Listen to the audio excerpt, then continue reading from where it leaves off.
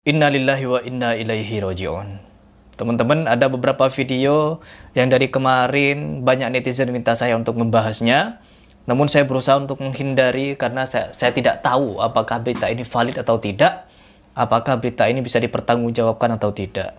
Tetapi setelah ada beberapa bukti, beberapa video yang menunjukkan kedekatan antara tokoh-tokoh NU dengan orang-orang Yahudi.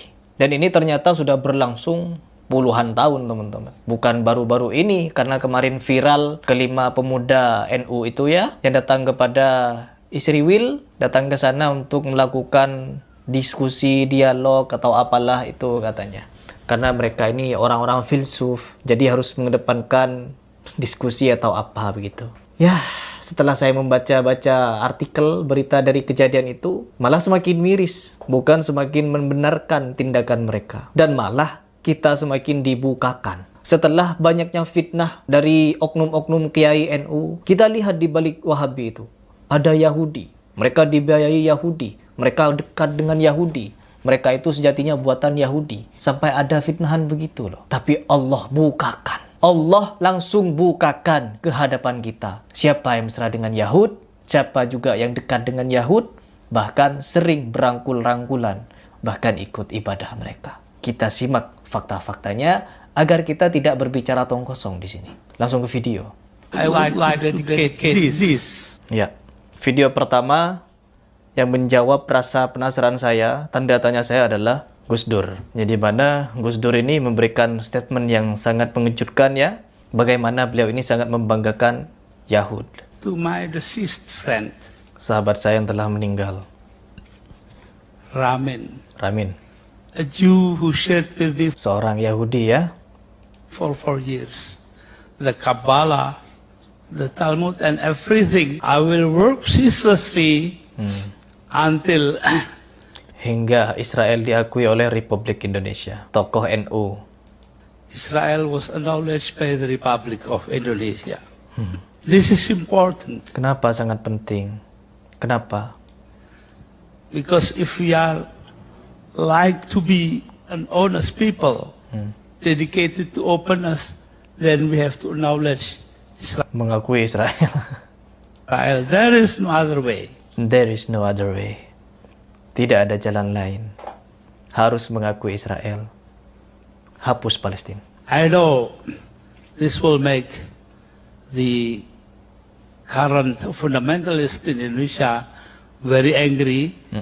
Karena kan ketika Indonesia ini resmi, merdeka, ada statement di Undang-Undang Dasar Republik Indonesia, yaitu segala bentuk penjajahan di muka bumi harus dihapuskan. Tapi yang terjadi di Palestina apa? Masih penjajahan. Maybe other people also. Ya. There is no other way to say it. Ya. Because if we are not frank, we are not honest to ourselves. Waduh, kita tidak jujur pada diri sendiri katanya. This is very important thing. Wow, ini sangat penting ya. Jadi sangat penting untuk diketahui umat, sampai-sampai direkod dan disebarkan. Agar apa? Gus Dur ini kan dianggap sebagai wali, dianggap sebagai tokoh juga. Jadi orang yang mengakui dia wali ya pasti ikut lah. Dan ini bukan satu-satunya teman-teman. Ketika kemarin siapa itu?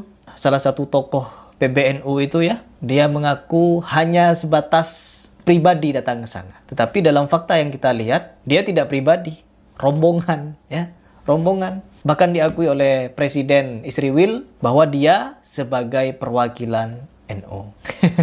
Fakta dan perkataan tidak sama ya ternyata ya. Kita lihat satu video yang sungguh membuat kita pilu teman-teman. Di mana dia ikut salah satu seremoni atau apalah itu. Gak jauh berbeda dengan Panji Gumilang. Hafinu salam alaihim begini-begini. Apa itu? Coba kita simak. Ketua PBNU tahun 2018 tengah mengikuti qaulukum, ibadah pada kitab Talmud Yahud.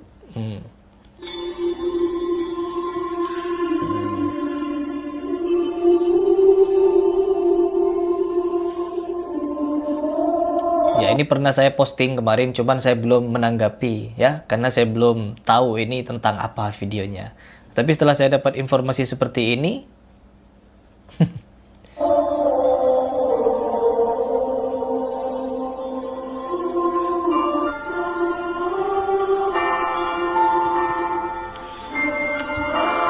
Memang betul ya, bahwa orang Nasoro dan Yahudi ini tidak akan pernah senang sampai kita ikut dengan mereka.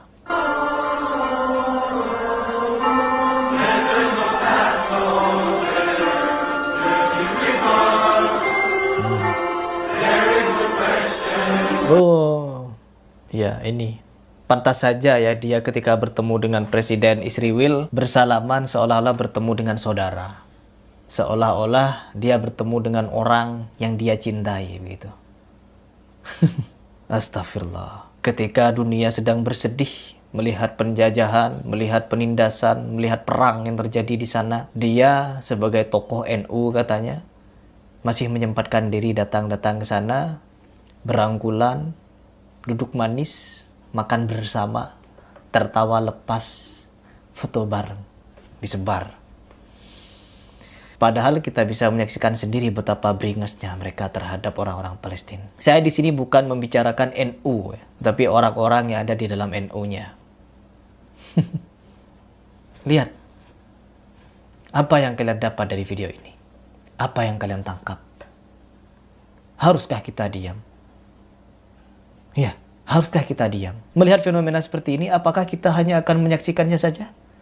Melihat dari kejauhan, lalu menganggap ini biasa saja? Sudah terlihat jelas fitnah yang disampaikan oleh oknum-oknum kiai dari NU untuk menjatuhkan dan menyerang Salafi, bahwa mereka itu katanya disokong oleh orang-orang Yahud. Tapi apa?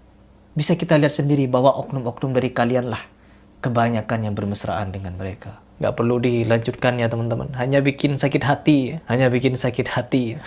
Tapi sebagai penutup, coba kita simak satu video yang akan menyadarkan kalian. Golongan Wahabi yang suka bid'ah-bid'ahkan tahlil, yang suka memusyrik-musyrikkan tawassul, yang suka membid'ahkan maulid.